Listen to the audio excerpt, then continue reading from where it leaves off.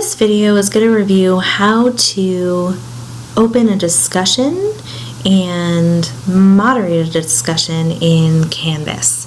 So on my left-hand navigation menu, I have discussions, and I'm going to go ahead and navigate to that link.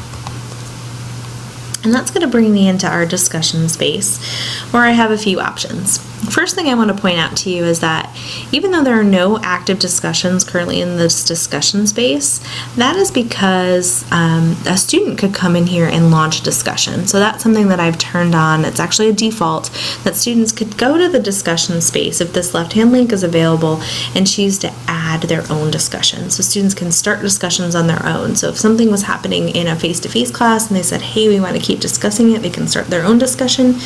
And if something comes up that's not in the purview of your online class but students want to discuss it, they can again throw up a discussion on their own and start adding content to that discussion.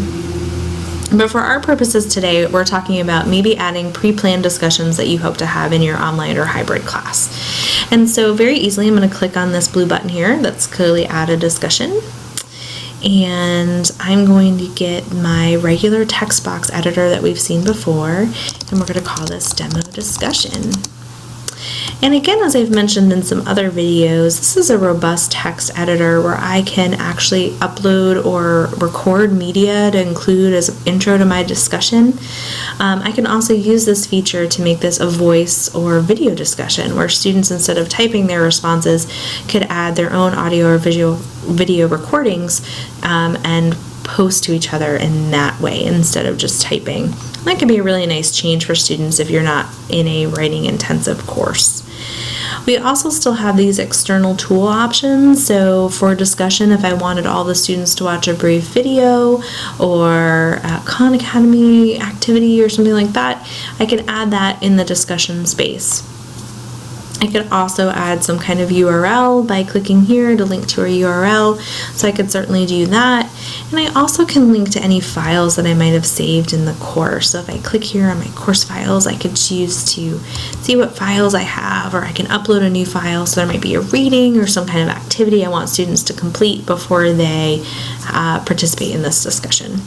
Similarly, I can add an image, and so we'll just practice that right now. I'm going to find an image on Flickr. If this discussion is about babies, we have found a baby right here, and so, here's my little picture. It's a little big though, so I'm just going to click on it, turn it blue, and shrink it down a little bit, and I'm going to center it. So here's my baby discussion, and I'm going to scroll down. I could choose a file here to add files or additional directions for students, and then I have some options here for adding a discussion. I can allow threaded replies, which means you're going to see that indentation as students respond to some people, or no indent when they are simply posting their own initial response. I can require that users post that initial response to a discussion question before they see what their peers have posted. And of course, this helps cut down on plagiarism of student posts within the discussion itself. You can enable a podcast feed, and that can kind of be fun if the students are doing audio recordings, that there could be a podcast that comes associated with that. We're not going to go into detail with that today, but certainly something that's possible. There is this new liking feature where students can choose to like a discussion, and it's kind of cool.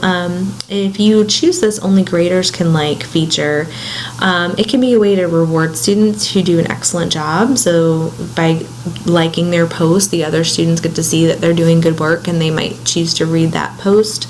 Or you can simply just allow anyone to like a post, or ask everyone to choose a favorite post that they want to rate or rank.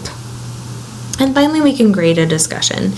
And the grading feature is really nice because you could change it to a group discussion, and if you did that, you could choose to grade by the group, so you wouldn't have to grade the students individually.